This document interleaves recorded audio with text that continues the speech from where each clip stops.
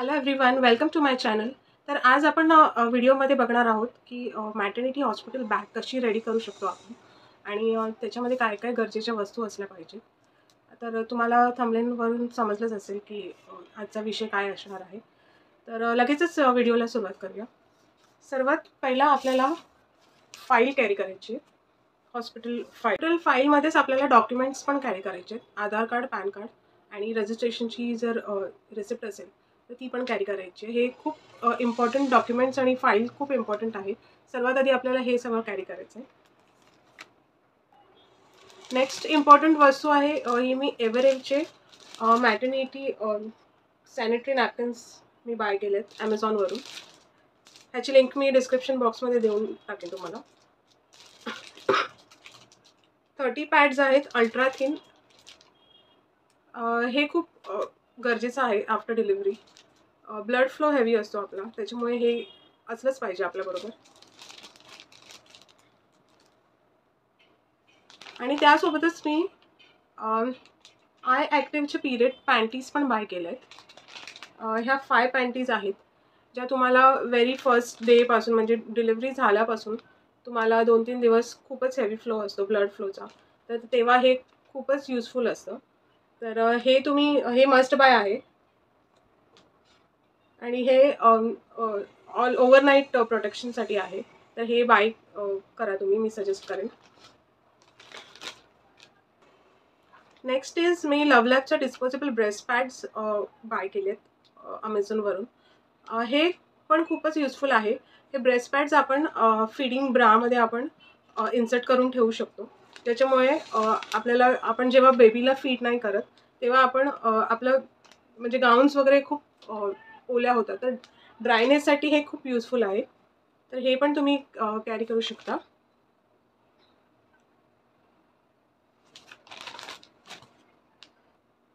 त्याच्यानंतर मी इथे sipper bottle घेतली आहे, वॉटर सिपर. सो ह्याच्यामध्ये स्ट्रॉ आहे. सो ही वॉटर सिपर पण खूप युजफुल आहे, कारण all the time pre delivery आणि पोस्ट डिलिव्हरी आपल्याला हायड्रेटेड राहावं लागतं. थोडं थोडं पाणी आपल्याला कंटिन्यू प्यावं लागतं. त्यासाठी हे खूप युजफुल आहे, कारण का आपण ग्लासनी एकदम घटाघट पाणी नाही पिऊ शकत. तो त्याच्यासाठी ही सिपर बॉटल पण खूप युजफुल आहे. ही तुम्हाला इझिली ऑनलाईन किंवा शॉपमध्ये पण मिळून जाईल. Next thing is me belt carry केला आहे. डॉक्टरने मला सजेस्ट केलं आहे की बेल्ट कॅरी कर म्हणून डिलिव्हरीला येताना. सो हा बेल्ट पण खूप युजफुल आहे आपली टमी शेपमध्ये राहण्यासाठी. हे खूप युजफुल आहे. तर हा असा एक बेल्ट कॅरी करा तुम्ही. Next thing is me socks carry केलेत. सॉक्स आणि स्लीपर्स तुम्हाला लागणार आहे, बिकॉज हॉस्पिटलमध्ये राऊंड्स तुम्ही मारू शकता, तर तेव्हा तुम्हाला स्लीपर्स लागतील. आणि सॉक्स ह्याच्यासाठी की आफ्टर डिलिव्हरी खूप थंड वाटतं, आपलं ब्लिडिंग खूप गेलेलं असतं, तर त्याच्यामुळे सॉक्स गरजेचे आहेत. आणि स्लीपर्स पण गरजेचे आहेत, कारण का हॉस्पिटलमध्ये कुठे पाणी असेल काय असेल त्याच्यासाठी तुम्ही स्लीपर्स वापरू शकता. मी एक फीडिंग गाऊन कॅरी केला आहे. ह्याला झिपवाला गाऊन आहे हा. ह्याच्याने तुम्ही इझिली बेबीला फीड करू शकता. हॉस्पिटलमध्ये ॲक्च्युली गाऊन वगैरे प्रोव्हाइड करतात, पण तरी पण मी एक गाऊन कॅरी केला आहे फॉर अ सेफर साईड. आणि तुम्हाला हे फीडिंग गाऊन्स हे अशा झिपवालेच, उभ्या झिपवालेच तुम्हाला कॅरी करायचे. अदरवाईज आडव्या झिपवाले तुम्ही कॅरी केलात, अशी आडवी पण झिप असते, तर ते इझी नाही पडत बेबीला फीड करण्यासाठी. सो तुम्ही उभ्या झिपवालेच प्रिफर करा. 2 स्कार्फ्स कॅरी केलेत मी. आफ्टर डिलिव्हरी आपल्याला स्कार्फ बांधायला लागतो, आणि त्याच्यासाठी मग मी 2 स्कार्फ कॅरी केले तिकडे.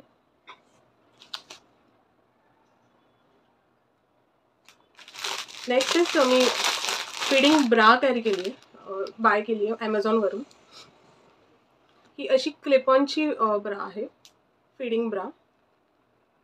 सो हे तुम्ही क्लिप्स अशी इझिली तुम्ही आफ्टर फीडिंग तुम्ही असे क्लिप क्लोज करून अशी यूज करू शकता. हे प्रोडक्ट तुम्हाला ॲमेझॉनवर इझिली मिळून जाईल. मी डिस्क्रिप्शन बॉक्समध्ये लिंक देईन. नेक्स्ट मी पॅन्टीज बाय केल्या सॉफ्ट मटेरियलच्या, ज्या तुम्हाला खूप इझी म्हणजे वेअर केल्यावर खूप कम्फर्टनेस वाटतो तुम्हाला. जर सिझेरियन असेल तर स्कार्स टाक्यांना तुम्हाला खूप कम्फर्टेबल राहतं, नाहीतर हार्ड इलॅस्टिकचं तुम्हाला स्कार्सला लागू शकतं. त्याच्यामुळे सॉफ्ट मटेरियलचेच प्रिफर करा. त्याची पण मी लिंक डिस्क्रिप्शन बॉक्समध्ये देईन. मी इथे 2 फेस टॉवेल्स पण कॅरी केलेत फेस वाईप करण्यासाठी किंवा बॉडी वाईप करण्यासाठी स्पंजिंग केल्यानंतर. तर हे पण तुम्ही कॅरी करू शकता. हे पण मस्ट आहे. आणि इथे मी स्वेटर कॅरी केलं आहे. स्वेटर किंवा शॉल तुम्ही कॅरी करू शकता, बिकॉज डिलिव्हरीनंतर खूपच थंडी वाजते. सलाईन वगैरे आपल्याला लावलेलं असतं त्याच्यामुळे, आणि ब्लिडिंग खूप केलेलं असतं त्यामुळे वीकनेस येतो. तर हे आपण कॅरी करू शकतो. हॉस्पिटलमध्ये AC कंटिन्यू असतो त्याच्यामुळे तुम्ही स्वेटर, शॉल, स्कार्फ्स हे सगळं तुम्ही कॅरी केलं पाहिजे.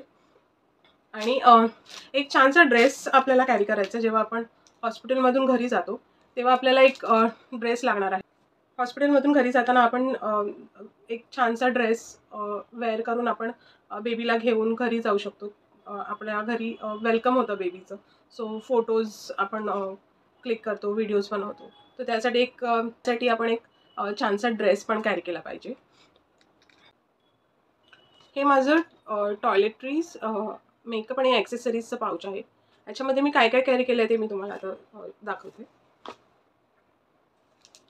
टॉयलेटरीजमध्ये मी ब्रश आणि टूथपेस्ट कॅरी केलं आहे. हे मस्ट आहे आपल्यासाठी.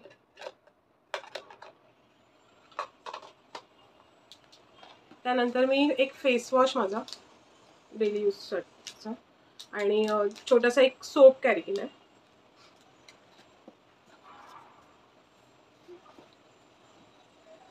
हँड सॅनिटायझर कॅरी केलं आहे, बिकॉज बेबीची स्किन खूप सेन्सिटिव्ह असते. सो आपल्यालाही युजफुल आहे आणि गेस्ट जे पण येतात त्यांच्यासाठी पण हे खूप गरजेचं आहे. So this is must. हे तुम्ही नक्कीच बाय करा. बॉडी लोशन, बिकॉज आता थंडीचे दिवस आहेत त्यासाठी बॉडी लोशन कॅरी केलं आहे. देन रोल ऑन डिओ, हे मला लागतंच. सो हे डेली यूजसाठी मी म्हणजे दिस इज व्हेरी खूप छान आहे, कारण का आफ्टर डिलिव्हरी जे स्पंजिंग होते त्यामुळे हे आपण यूज करू शकतो. तो हे मी कॅरी केलं आहे बॅगमध्ये. देन मेकअपमध्ये कोंब आहे, हेअरबँड. डिलिव्हरीला जाताना हेअरबँडच आपण यूज करू शकतो इन्स्टेड ऑफ क्लिप वगैरे यूज करण्यापेक्षा. देन लिप बाम कॅरी केला आहे. लिप्स आपले खूपच ड्राय होतात डिलिव्हरीच्या टाईमला. So to keep our lips hydrated हे खूप मस्ट आहे. हे तुम्ही बाय करा. तुम्ही साधं किंवा लिप टिंट पण घेतलं तरी चालेल, पण हे तुम्ही बाय करा. आणि आता थंडीचे दिवस आहेत त्यामुळे मी हे घेतलंच आहे. एक छोटीशी लिपस्टिक आणि सिंदूर. आणि अदर ॲक्सेसरीजमध्ये मी हेडफोन्स आणि चार्जर कॅरी केलं आहे. सो हे पण मस्ट आहे फोनसाठी. तर हा व्हिडिओ मी 37 वीक्समध्ये मी हा व्हिडिओ शूट करते. त्याआधीच मी ही बॅग रेडी केली आहे, सगळं कलेक्ट करून ऑनलाईन ऑर्डर करून सगळं मी रेडी केलं आहे. सो तुम्हाला पण 9वा महिना जेव्हा स्टार्ट होईल तेव्हाच तुम्हाला ही सगळी तयारी करून ठेवायची, कारण नंतर वेळ नाही मिळत. 9वा महिना चालू झाल्यावर कधीही डिलिव्हरी होऊ शकते. सो 37 वीक्स नंतर सांगू नाही शकत आपण की केव्हा डिलिव्हरी होईल, केव्हाही होऊ शकते. तर आता आपण बघितलं की आपल्याला काय काय वस्तू गरजेच्या आहेत हॉस्पिटल बॅगमध्ये कॅरी करण्यासाठी. हॉस्पिटल बॅगमध्ये तुम्ही कॅश कॅरी करू नका, सोन्याच्या वस्तू कॅरी करू नका, आणि एक्सपेन्सिव्ह वॉचेस वगैरे सगळं कॅरी करू नका, बिकॉज म्हणजे खूप रिस्की असतं हे सगळं कॅरी करणं हॉस्पिटलमध्ये. बिकॉज आपली बॅग डिलिव्हरीला जाताना लेबर वॉर्डमध्ये वगैरे असते आणि कोणाचं एवढं लक्ष पण नसतं, सगळेजण एक्सायटेड असतात. एक्साइटमेंटमध्ये बॅग एका ठिकाणी असते. So for a safer side हे सगळं कॅरी करू नका. सो आय थिंक मी सगळं कवर केलं आहे या व्हिडिओमध्ये. कसा वाटला तुम्हाला व्हिडिओ नक्की सांगा, मला सजेशन्स द्या. आणि आनंदी फूडीज फ्युजनला लाईक शेअर सबस्क्राईब करा व्हिडिओ आवडला असेल तर. आणि आनंदी राहा, इतरांनाही आनंदित करा. Thanks for watching. Shri Swami Samarth.